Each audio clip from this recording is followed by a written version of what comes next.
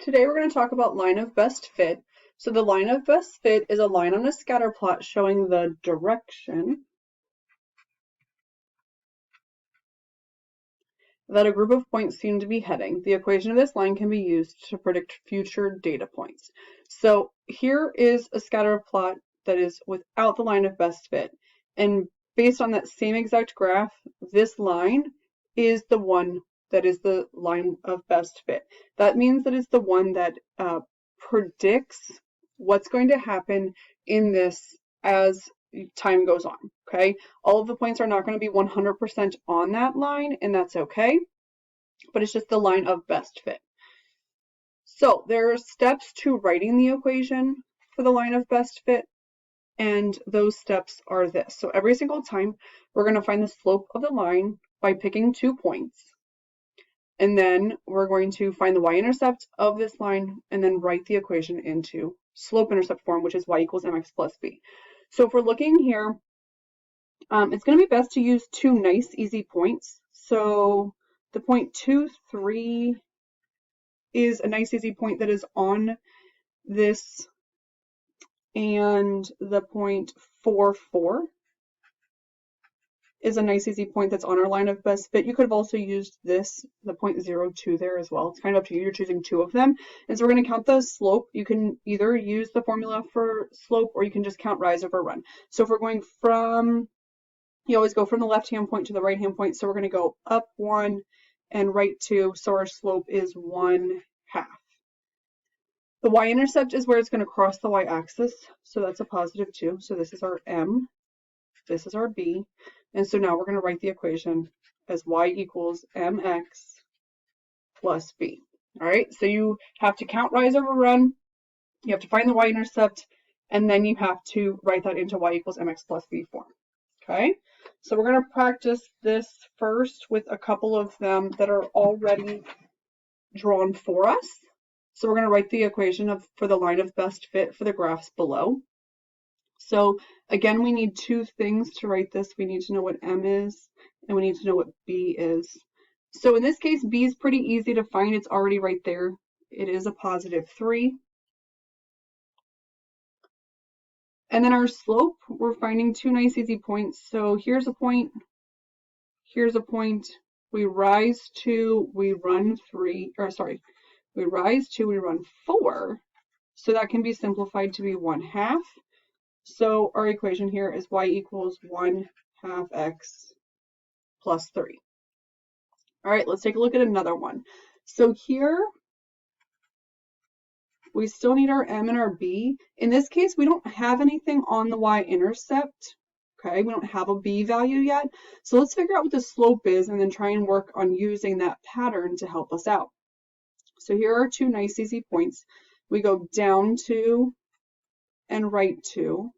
So that's going to simplify to be a -1. So that means that I can go up 2 and left 2, or this whole -1 thing, I could just keep going over 1 and up 1, and eventually would get to there. So our y-intercept would be 10. So we have y equals -1x, or just -x, plus 10 as our equation for that one. All right, but what happens if there is no line of best fit given to you? What should you do? So that means that you have to draw your own and then write an equation. And it is beneficial to use coordinates that are whole numbers. You don't have to, but it makes it a whole heck of a lot easier in order to do that. So it seems as though this kind of could go through this point and this point here. So I'm going to say that that's my line of best fit. You have about half the points above, half the points below, within reason. Okay, so mine doesn't necessarily have to be the exact same as yours as you're going through and doing these questions. All right, so we need an m and a b. We just got it to cross at 6. And our slope here, from these 2 nice easy points, we're going down 3 and right 9. So that would be -1/3. So we go down 1, right 3, down 1, right 3, and you can keep going like that. So here we would have y equals -1/3. Let me make this negative go front. -1/3 x plus 6. Okay, let's go on to this next one. Here's 2 nice easy points, and it's kind of going through those. So I'm actually going to say that that's our line of best fit right there. So we need the m, the slope, and the y-intercept. Now, I didn't go far enough to figure out where that y-intercept is, but we can get to that here in just a little bit. And I'm actually going to modify this. Let me use a different color. I think it's actually going to be better for us to go through these points here. All right, so we're using the green one, not the purple that I drew in before. Looking at it, I kind of want to have these 4 dots above my line of best fit and the 4 below it. All right, so we're using this green one, so not that one there. Okay, so our slope, we're going to count rise over run, is 3 over 2. We went up 3 and right 2. And that means that if we kept going down 3 and left 2, we would be there. Down 3, so we would be at -2. Over here would be -2. So our y-intercept is -2. That means we have y equals 3 halves x minus 2 as our equation. Okay. All right, so sometimes you might have to estimate where those values would be. All right, here's our next one. A group of researchers did a study to find the relationship between the hours of sleep needed each night depending on how old someone is. The findings were found in the graph below. So each of these dots is a different person. This, for example, this person's age was 11 and they needed 10 hours of sleep. This person's age was about 4 and they needed 13 hours of sleep. This person's age was a little above 18 and they needed a little less than 8 hours of sleep. Okay? So does it seem that there is a relationship or correlation between hours of sleep needed and age? So that's a yes or no question. So yeah, it does make sense. Okay, is it positive or a negative correlation? Looking at this, the older you are, the less sleep that you need. So this would be negative. Does that make sense? Yeah. As you get older, you can deal with having less sleep. You can live on less sleep. When you are younger, you need more sleep or else you are typically cranky. Now, does that mean that every single person that is 16 needs the same amount of sleep in order to survive and fully function throughout the day? Absolutely not. Okay, so we're going to find the equation for the line of best fit. Again, that means we need our m and our b. So our b happens there at 17, and our slope, we go down 2 and right 4, so -2/4. So it's going to be -1/2, which means our equation is -1/2 x plus 17.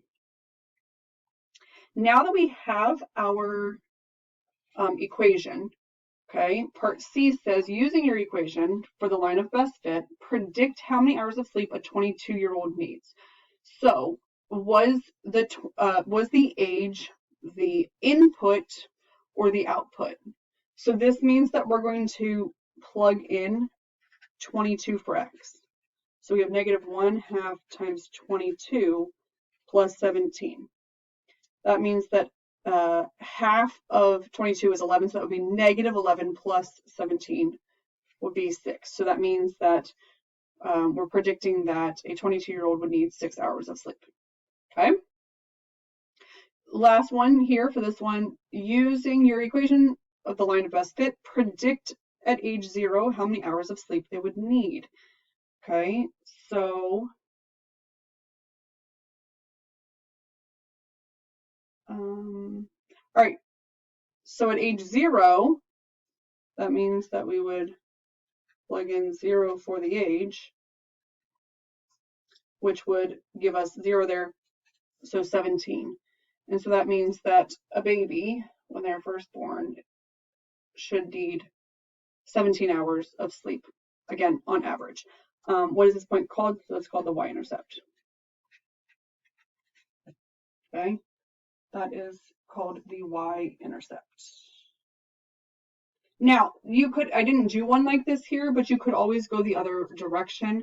If I asked you, okay, you got 10 hours of sleep, how old would that person be based on our equation? You would plug that value in for y and go backwards and solve for the number of hours. Okay. All right.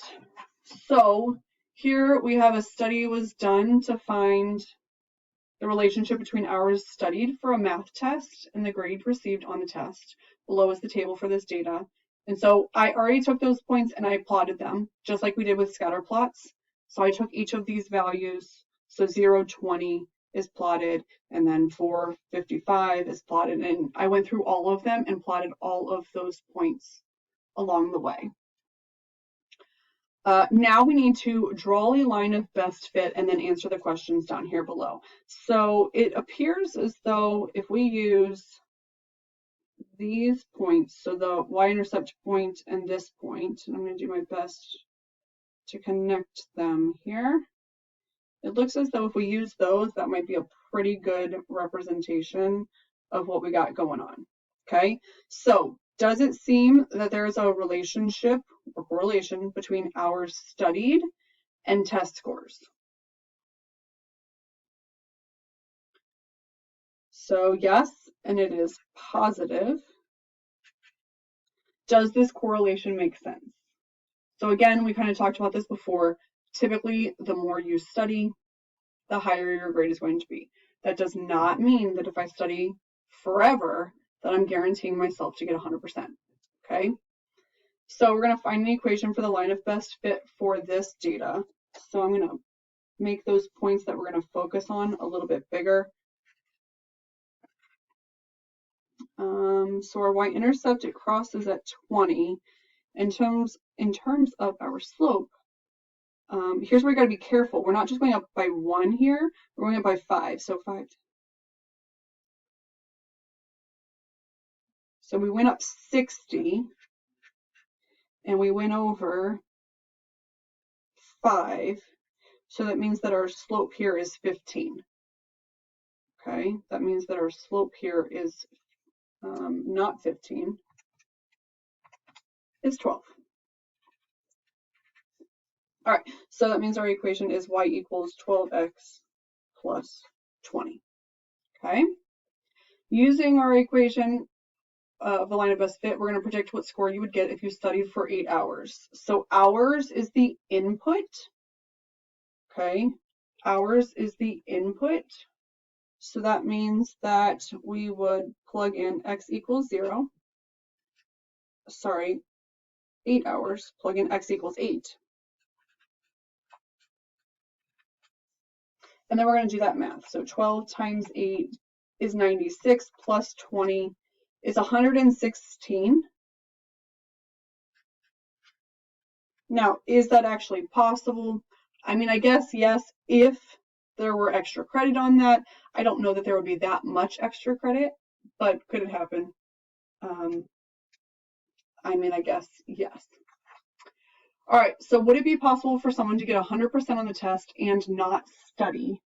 If so, explain why this doesn't match the graph, the representation of your line of best fit. So with this, if somebody studied 0 hours, would it be possible for them to get a 100% up here? So technically, yes. Is it likely? No. So I would say it doesn't fit the graph. It's too far away from the line of best fit to actually happen. Okay. So I'm going to say doesn't fit graph because it is too far from line of best fit. And that's it.